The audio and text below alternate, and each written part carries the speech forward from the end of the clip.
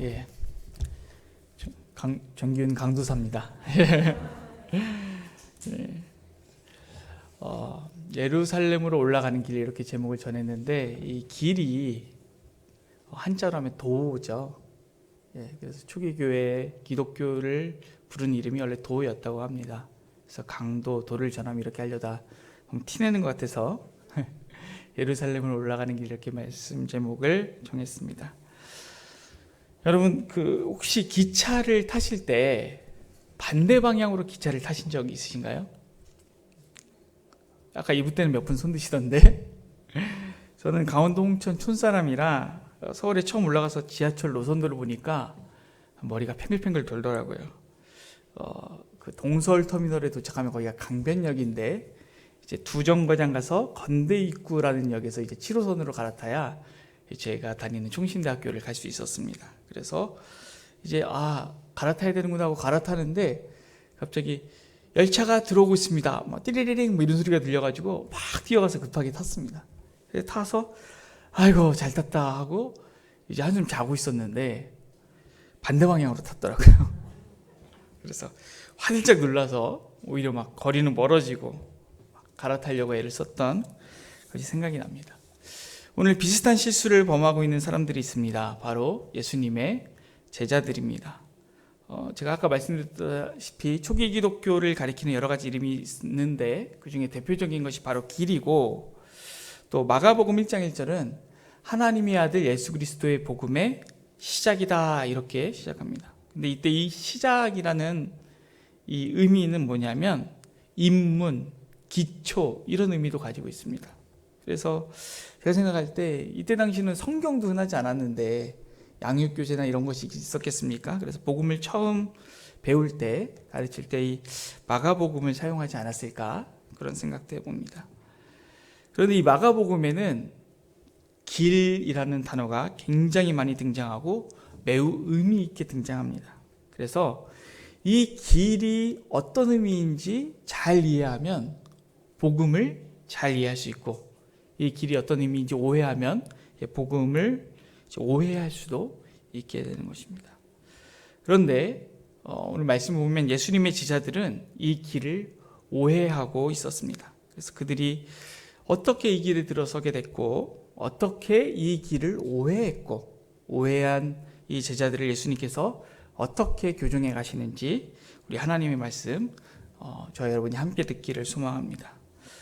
먼저 제자들은 어떻게 예수님의 길에 들어서게 되었을까요? 우리 마가복음 1장 16절에서 20절 한번 함께 있습니다. 갈릴리 해변으로 지나가시다가 시몬과 그 형제 안드레가 바다에 그물 던지는 것을 보시니 그들은 어부라. 예수께서 이르시되 나를 따라오라. 내가 너희로 사람을 낚는 어부가 되게 하리라 하시니 곧 그물을 버려두고 따르니라. 조금 더 가시다가 세베대의 아들 야고보와 그 형제 요한을 보시니 그들도 배에 있어 그물을 깁는데 곧 부르시니 그 아버지 세베대를 품꾼들과 함께 배에 버려두고 예수를 따라가니라. 아멘. 제자들은 나를 따라오라 라고 하시는 주님의 음성을 듣고 곧 그물을 버려두고 또 아버지와 품꾼들을 배에 버려두고 예수님을 따랐습니다. 여기까지는 모든 것이 좋아 보입니다. 왜냐하면 예수님을 따르기 위해서 가장 먼저 필요한 것이 모든 것을 버리는 것이기 때문입니다. 한 사람이 예수님을 찾아와서 어떻게 하여야 영생을 얻을 수 있는지 여쭤보는 일이 있습니다. 마가복음 10장 17절입니다. 함께 있습니다. 예수께서 길에 나가실새 한 사람이 달려와서 꿇어앉아 묻자오되 선한 선생님이여 내가 무엇을 하여야 영생을 얻으리이까? 예수님께서 길에 나가실새, 이 일도 길에서 벌어지고 있네요. 길이 굉장히 중요합니다. 이 사람이 영생에 대해서 묻습니다. 그런데 예수님께서 어떻게 대답하시는지 볼까요? 마가복음 10장 21절 22절입니다. 함께 있습니다. 예수께서 그를 보시고 사랑하사 이르시되 내게 아직도 한 가지 부족한 것이 있으니 가서 내게 있는 것을 다 팔아 가난한 자들에게 주라. 그리하면 하늘에서 보화가 내게 있으리라. 그리고 와서 나를 따르라 하시니 그 사람은 재물이 많은 고로 이 말씀으로 인하여 슬픈 기색을 띠고 근심하며 가니라. 예수님께서 하신 이 말씀은 이 사람을 골탕 먹이려고 혹은 이 사람을 시험하려고 하시는 말씀이 아니라 이 사람을 사랑하셔서 함께하기 원하셔서 네 소유를 팔아서 가난한 사람들에게 다 나눠주고 나를 따르라 이렇게 말씀하십니다. 하지만 이 사람은 가진 것이 많기 때문에 슬퍼하면서 근심하면서 예수님을 떠나게 됩니다. 예수를 따르기 위한 선제 조건이 바로 이 모든 것을 버리는 것인 것이죠. 제자들은 이 예수님을 따르기 위한 조건을 잘 갖춘 것처럼 보이는데 왜 제가 여러분들께 제자들은 오해를 했다 이렇게 말씀드렸을까요? 한번 제자들이 어떻게 오해하고 있는지 살펴보기 원합니다. 예수님께서는 제자들에게 자신이 가는 길에 대한 이정표를 아주 분명하게 알려주셨습니다. 그것도 3번에 걸쳐서 알려주셨습니다. 사실 이 암시적으로는 많이 알려주셨지만 3번은 그냥 아주 직설적으로 분명하게 말씀하신 것입니다. 그 중에 첫 번째 가르침과 제자들의 반응을 한번 보겠습니다. 마가복음 8장 27절 한번 있습니다. 함께 있습니다. 예수와 제자들이 빌립보 가이사랴 여러 마을로 나가실새 길에서 제자들에게 물어 이르시되 사람들이 나를 누구라고 하느냐. 여기서도 길에서 물으시네요. 그렇죠? 예수님께서는 이 길에서 제자들에게 이렇게 가르치십니다. 31절부터 33절 한번 읽어보겠습니다. 시작. 인자가 많은 고난을 받고 장로들과 대제사장들과 서기관들에게 버림받아 죽임을 당하고 4일 만에 살아나야 할 것을 비로소 그들에게 가르치시되 드러내놓고 이 말씀을 하시니 베드로가 예수를 붙들고 항변하매 예수께서 돌이키사 제자들을 보시며 베드로를 꾸짖어 이르시되 사탄아 내 뒤로 물러가라. 네가 하나님의 일을 생각하지 아니하고 도리어 사람의 일을 생각하는도다 하시고. 31절을 보면 예수님께서 이제 죽임을 당하고 4일 만에 살아나야 할 것을 비로소 그들에게 가르치십니다. 처음 가르치신 거죠. 분명하게. 그리고 드러내놓고 말씀하셨다. 그러니까 암시적으로는 이전에도 하셨지만 이제 드러내놓고 분명하게 말씀하셨습니다. 그런데 이 가르침을 들은 베드로의 반응이 어떻습니까? 예수님을 붙들고 항변했습니다. 좀 우리가 이해하기 쉽게 하면 어떤 것입니까? 예수님 멱살 잡고 흔들면서 막 거칠게 반항한 것입니다. 예수님, 어떻게 이럴 수 있습니까? 이건 말도 안 됩니다. 주님, 내가 주님을 따르기 위해서 배도 버리고 그물도 버리고 품꾼도 버리고 아버지도 버리고 다 버리고 예수님만 믿고 따라왔는데 예수님 죽으시면 어떡하라고요? 이거죠. 다 걸었는데 예수님께 예수님만 믿었는데 예수님 죽으시면 안 됩니다. 예수님께서는 이러한 반응을 보인 베드로에게 사탄아 물러가라. 네가 하나님의 일을 생각하지 않고 도리어 사람의 일을 생각하는도다. 이렇게 말씀하십니다. 예수님의 길은 하나님의 일을 이루는 길이고 그런데 그 길을 베드로는 사람의 일을 이루는 길로 오해하고 있는 것이죠. 그래서 예수님께서는 그 하나님의 일이 무엇인지 설명해 주십니다. 34절 함께 읽겠습니다. 시작. 무리와 제자들을 불러 이르시되 누구든지 나를 따라오려거든 자기를 부인하고 자기 십자가를 지고 나를 따를 것이니라.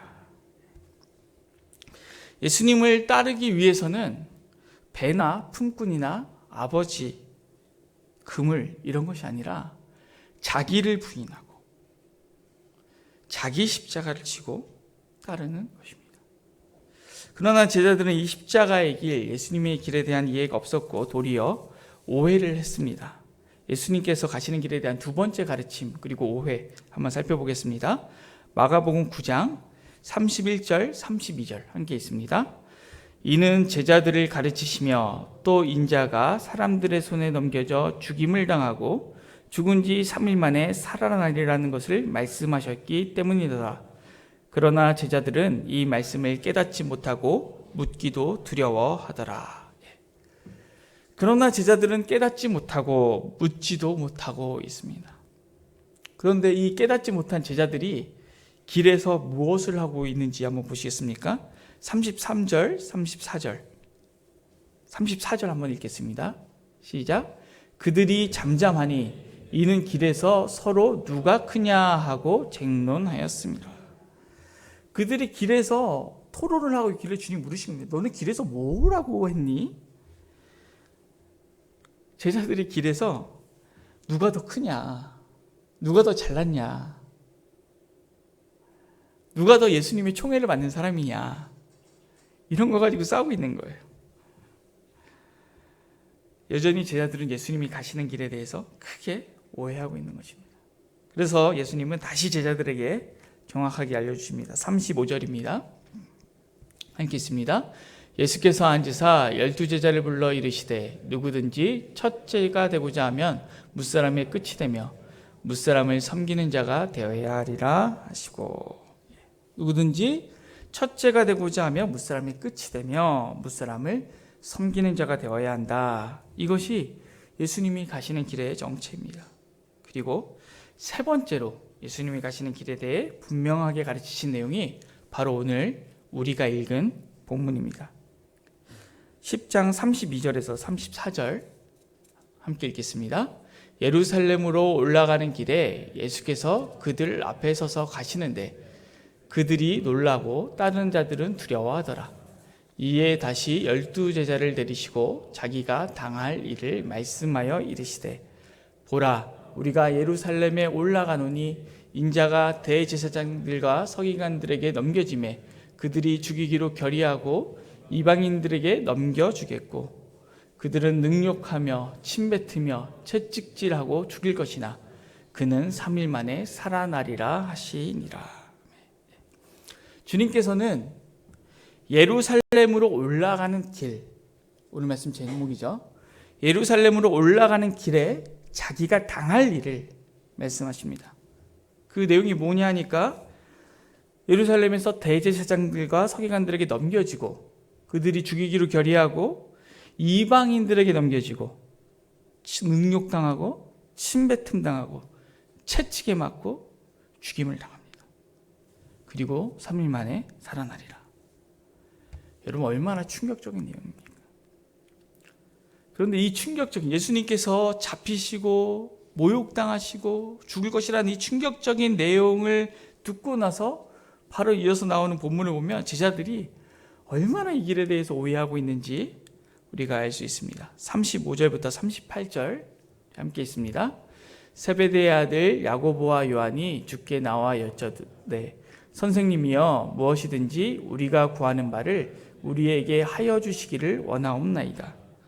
이르시되 너희에게 무엇을 하여 주기를 원하느냐? 여짜오되 주의 영광 중에서 우리를 하나는 주의 우편에 하나는 좌편에 앉게 하여 주옵소서. 예수께서 이르시되 너희는 너희가 구하는 것을 알지 못하는도다. 내가 마시는 잔을 너희가 마실 수 있으며 내가 받는 세례를 너희가 받을 수 있느냐. 야고보와 요한이 주님께 구하고 있습니다. 그런데 이 구하는 이 어투를 한번 보십시오. 선생님이여, 무엇이든지 우리가 구하는 바를 우리에게 주시기 원하옵나이다. 지금 우리가 구하는 게 있는데 그것은 무엇이든지 우리에게 주셔야 됩니다. 어떤 뉘앙스입니까? 주님께 뭐 맡겨놓은 것 같지 않습니까? 주님, 내가 주님께 이거 구할 건데 이거 구하면 주님께서 무조건 주셔야 됩니다.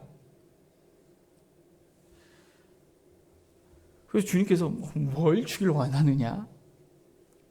그러니까 주의 영광 중에 주의 우편과 좌편에 앉게 하여 주옵소서. 여러분, 십자가는 수치스러운 죽음입니다. 당시는 명예와 수치가 굉장히 중요한 문화였습니다. 그래서 그 어떤 것보다 큰 상급은 명예이고 그 어떤 것보다 큰 형벌은 수치입니다. 그래서 아직도 중동 지방에 가면 그 명예와 수치 문화가 남아 있는데 명예살인이라는 것이 있습니다. 수치를 당한 자가 그것을 견디지 못하고 자살하기도 하고 어떤 사람이 가문의 수치를 입으면 그 가문에서 그 사람을 죽입니다. 그 수치를 당한 것이 목숨보다 더 큰 것이죠. 그런데 예수님이 수치를 당하시는 것입니다. 또 어떤 수치를 당하느냐? 빌라도는 사실은 예수님을 놓아주기를 원했습니다. 예수님을 놓아주기를 원하기 때문에 이 예수님을 딱 놓고 그 옆에 바라바를 놓는 것이죠. 그리고 이렇게 말합니다. 명절이 되면 특별 사면을 한 명 해주는데, 자, 여기 예수가 있고 가장 흉악한 죄인 바라바가 있다. 둘 중에 누구를 놓아주기를 원하느냐? 빌라도가 기대한 것은 예수를 놓아달라라고 하기를 원한 것이죠. 그런데 군중들은 누구를 선택합니까? 예수를 십자가에 못 박으라고 합니다. 여러분의 지금 머릿속에 지금 이 시대에 가장 흉악한 범죄를 저질러서 사회와는 반드시 격리되어야 하고 사형시키기에 마땅한 흉악 범죄자 한 명을 떠올려 보십시오. 몇 년간 뉴스에 오르내린 여러 이름이 떠오르실 수 있을 겁니다. 예수님은 그 흉악한 범죄자보다 더 수치를 받으신 것입니다. 얼마 전에 그런 사람 중 한 명이 출소를 했습니다. 교도소에서 나와서 자기 집으로 자가용을 타고 이동하는데 사람들이 그 자가용을 에워쌌습니다. 욕을 했습니다. 물건을 집어 던졌습니다. 어떤 사람은 그 차 본네트 위에 올라가서 막 지붕 위에 올라가서 점프를 뛰면서 내가 이 사람 반드시 죽이겠다. 법이 하지 못하면 내가 하겠다. 이 사람 반드시 죽어야 된다. 비난했습니다. 그 수치보다 더한 수치를 예수님 받으시는 겁니다. 그런데 그 수치를 받으러 가시는 예수님께 주의 영광 중에서 우리를 우편과 좌편에 앉게 해주십시오.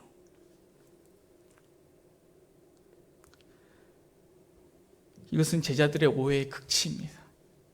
지금 예수님이 어떤 길을 가시는지 전혀 이해하지 못하고 있는 것입니다.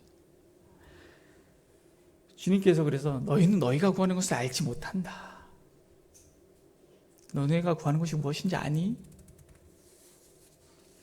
내가 마시는 잔, 내가 받는 세례를 너희들이 감당할 수 있겠니?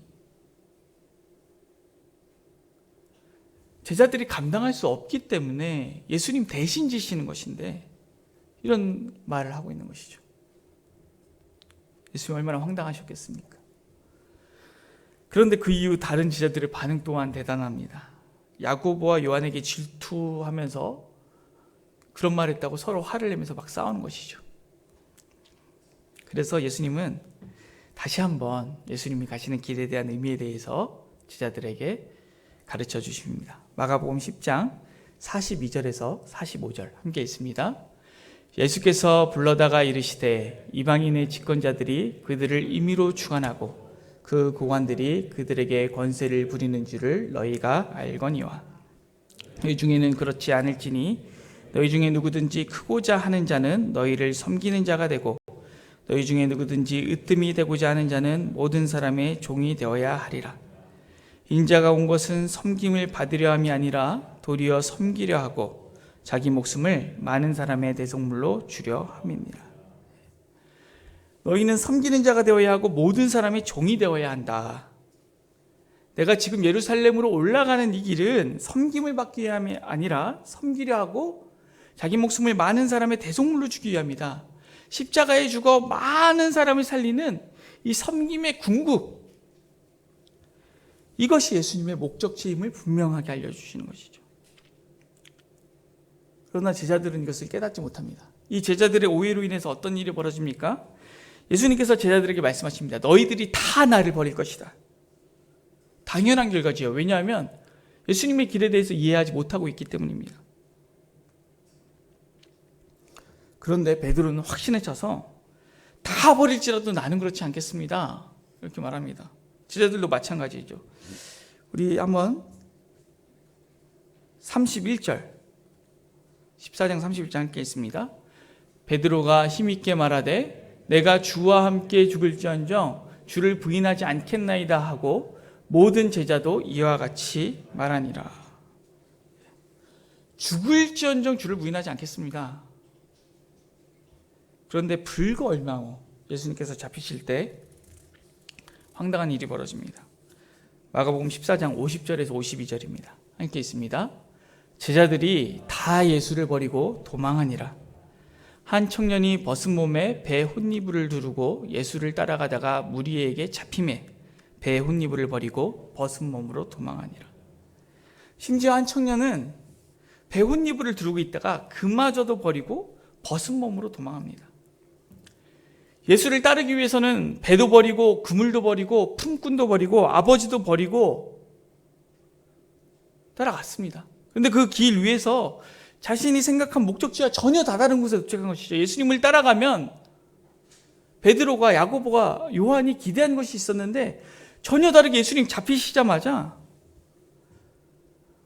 모든 것을 버리고 적신으로 벌거벗었다는 것은 무엇입니까? 머리끝부터 발끝까지 그 아무것도 가지지 않은 채로 가장 빠른 속도로 신속하게 도망하는 것입니다.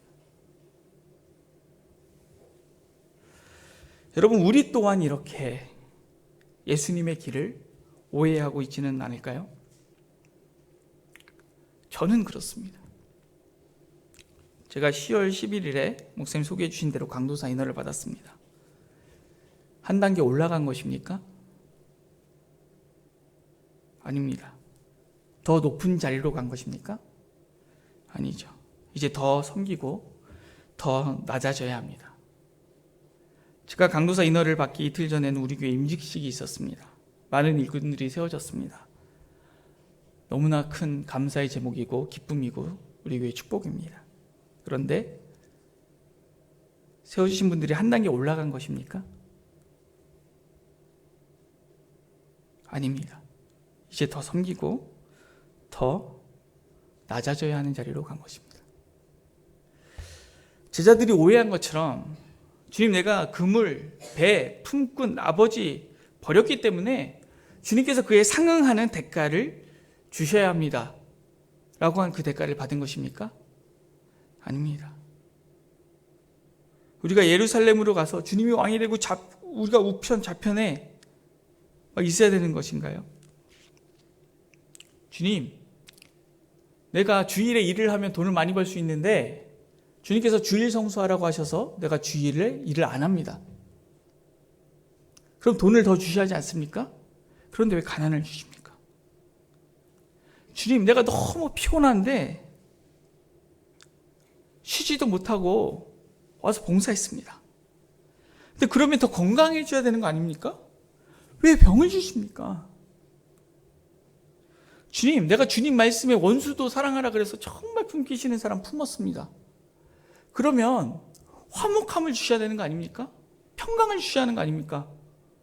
그런데 왜 관계에 어려움을 주십니까? 지금 내가 주님 때문에 포기했는데 왜 상 안 주십니까? 주셔야죠. 이 세상의 법칙처럼 주님, 내가 투자했으니까 투자금 환수해야 됩니다. 투자만큼 이익이 와야지요. 회수해야 됩니다. 이것은 십자가의 길이 아닙니다. 주님께서 이 땅에 오셨을 때 한 번도 자기 자신을 위해 살지 않고 오직 하나님의 영광과 우리를 위해 사셨습니다. 우리를 위해 이 땅에 오시고 나시고 사시고 고통받으시고 죽으시고 다시 사시고 하늘에 올라가셔서 아직도 우리를 위해 중보하시는 그 모든 것이 단 한 번도 자기를 위해서가 아니라 하나님의 영광과 우리를 위해서입니다. 주님께서 나를 위해 전부를 대속물로 주셨기 때문에 그 은혜 때문에 주님 앞에 드리는 것, 그것이 십자가의 길인 것이죠.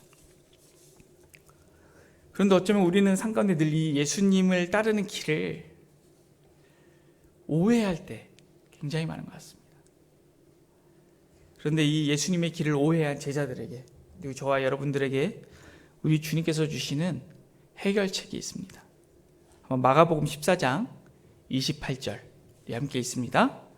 그러나 내가 살아난 후에 너희보다 먼저 갈릴리로 가리라. 그것은 바로 부활입니다. 그리고 다시 갈릴리로 가는 것입니다. 주님께서는 3번 제자들에게 죽음에 대해서 말씀하실 때 부활에 대해서도 3일 만에 살아나리라 말씀하셨습니다. 예수님의 죽음으로 예수님을 따르던 모든 사람들이 다 흩어졌습니다. 그러나 예수님의 부활로 이 사람들이 다시 모였습니다. 이 예수님의 부활로 모인 공동체가 바로 교회입니다. 그리고 그 공동체가 따르는 복음에 대한 거기에 붙은 이름이 바로 길인 것이죠. 예수님께서는 내가 살아난 후에 너희들보다 먼저 갈릴리로 가리라 말씀하셨습니다. 예수님께서는 갈릴리에서 천국 복음을 가르치시고 제3을 받게 하는 회개에 대해서 가르치시고 또 병자들을 고치시고 오병이의 기적을 베풀어 먹이시고 또 제자들을 부르셨습니다. 그곳 갈릴리로 제자들을 다시 불러서 자, 우리 여기서 다시 해보자. 너희들이 오해했지만 너희들이 실수했지만 다시 해보자 말씀하시는 것이죠. 그런데 그 갈릴리가 어떤 곳입니까?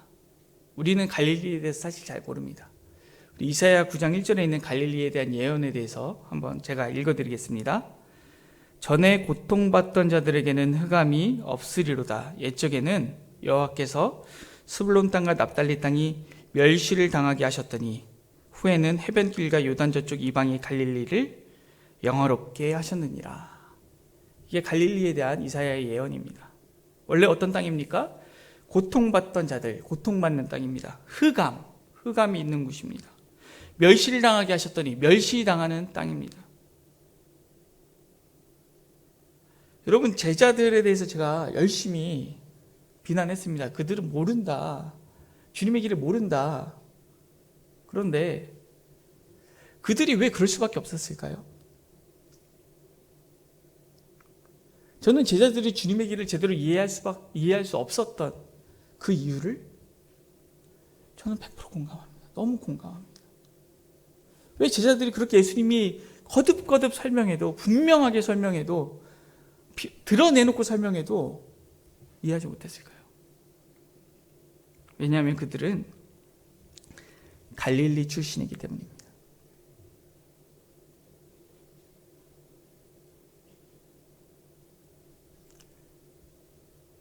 그들이 주님을 따른 이유와 목표는 바로 갈릴리를 벗어나는 것이었기 때문입니다. 예루살렘으로 올라가는 길에 함께한 이유는 그것이 갈릴리를 떠나는 길이었기 때문입니다. 그런데 예수님께서 뭐라고 하시죠? 예루살렘으로 올라가는 길에 내가 당한 일 죽고 나면 나는 살아난 후에 너희보다 먼저 어디로 갈 것이다? 다시 갈릴리로 갈 것이다. 여러분, 제가 전에도 설교 중에 한번 말씀드린 적이 있는데 저는 강원도 홍천군 동면 성수리 저희 마을에서 가장 가난한 집이었습니다. 이 동네에서 제일 가난한 집이 어디예요? 그럼 기훈이네. 저희 아버지는 동양화, 서양화 이런 것 되게 좋아하셔가지고 늘 조금 어려움이 많았습니다. 진짜 미술을 좋아하신 건 아니고 잘 아실 거라 생각합니다. 어린 친구들이 있어서 못 알아들을까 봐.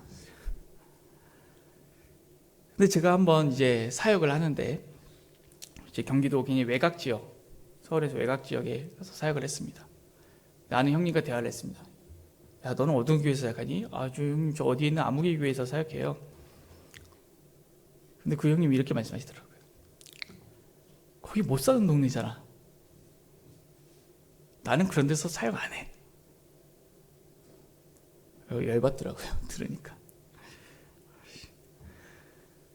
그래서 형님은 좋은 데 사역하시나 봐요. 되게 유명하고 좋은 교회, 부자들 사는 동네에서 사역하시나.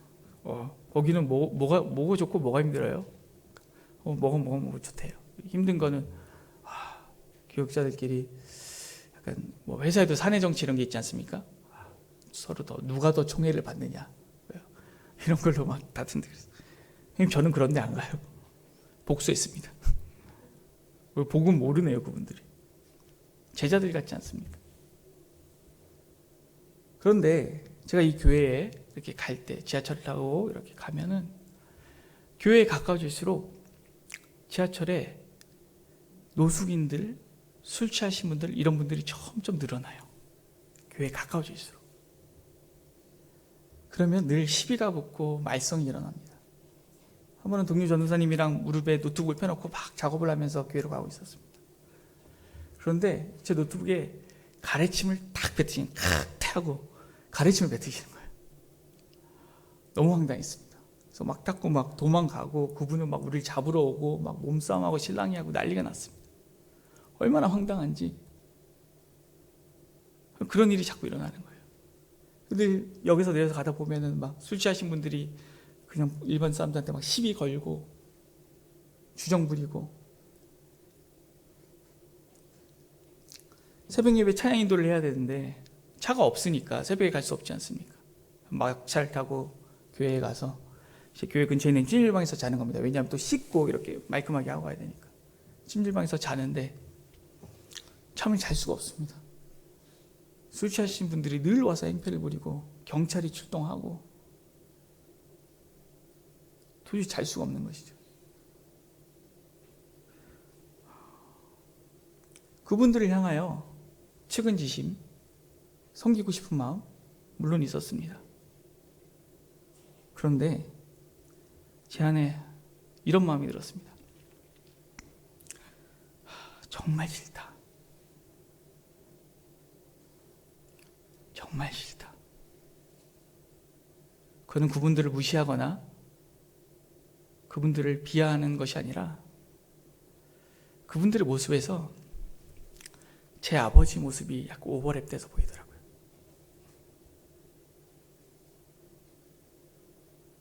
제 평생에 단 한 가지 소원, 아버지처럼 살지 않는 것. 내가 싫어하는 인물 아버지. 근데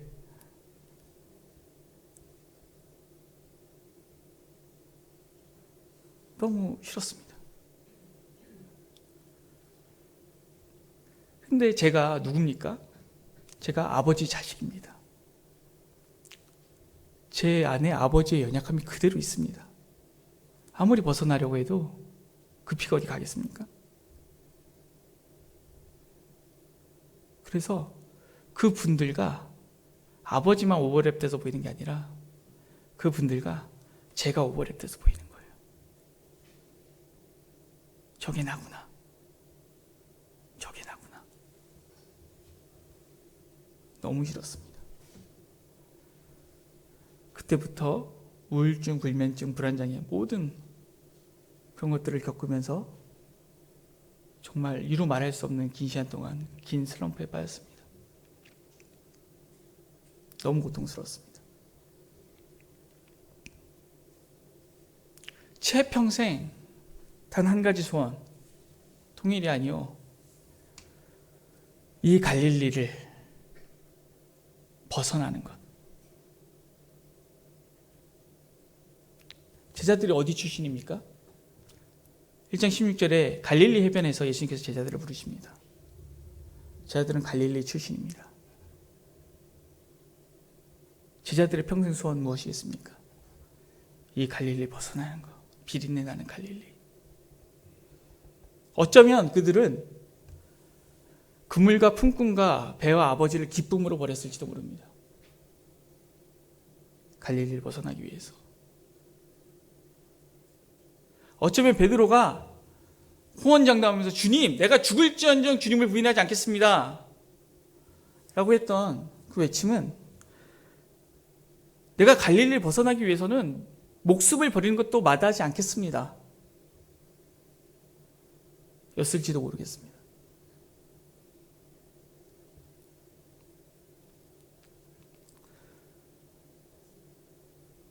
그런데 그렇게 이 갈릴리를 싫어하는 저에게 주님께서 마가복음을 읽게 하셨습니다. 너무 싫었습니다.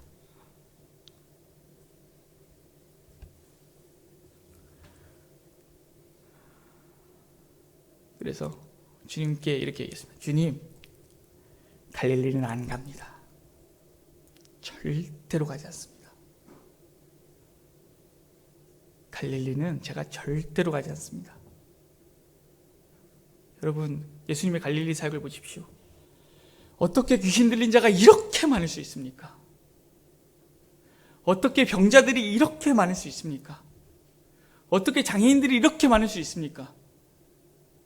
어떻게 목자 잃은 양과 같은 무리들이 남자면 5천 명이 있을 수가 있습니까?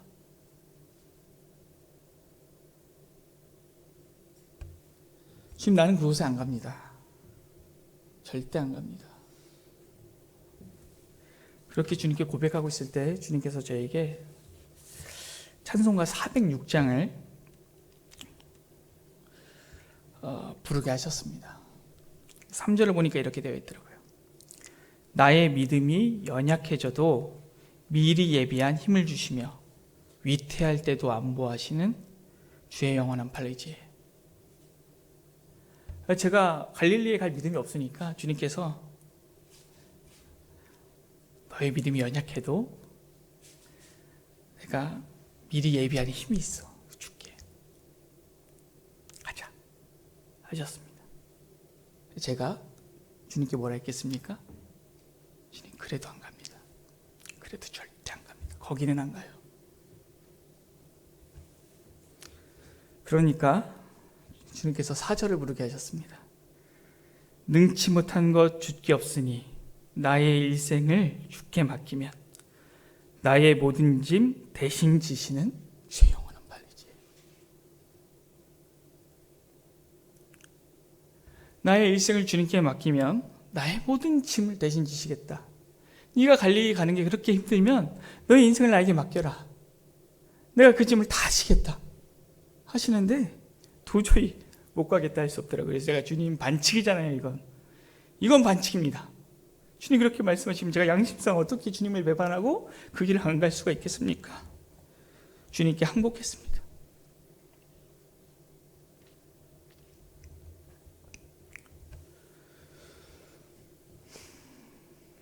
주님, 저도 좀 정상적으로 평범하게 평범한 삶을 살고 싶습니다.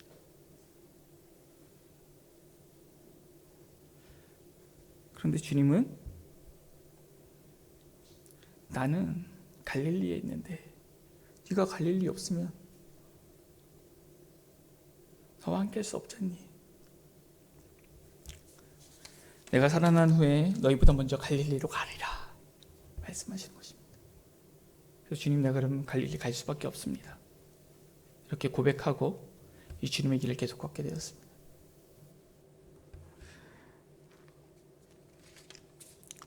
오늘 이 자리에 계신 여러분들 모두 예수님의 제자들이신 줄로 믿습니다. 맞습니까? 예수님의 길, 십자가의 길 걸어가야 되는 분들이신 줄로 믿습니다. 맞습니까? 그런데 이 길은 어떤 길입니까? 우리가 주님께 드렸으니까 마땅히 주님께서 우리가 투자한 것에 대한 이익을 환수하셔야 되는 그런 것은 이 길이 아닙니다. 나의 간절한 소원, 나의 존재, 나의 생명, 나의 인생 전부를 들여서 이것만은 이루고 싶은 것, 갈릴리를 벗어나는 것과 같은 그런 것들을 부인하고 자기 십자가를 지고 주님을 따르는 것. 그것이 주님께서 우리에게 가라고 하시는 길입니다. 여러분, 이 갈릴리 어딘지 아십니까? 바로 이 갈릴리처럼 예수님의 부활을 목격한 사람들이 모인 공동체, 그것을 교회라고 합니다.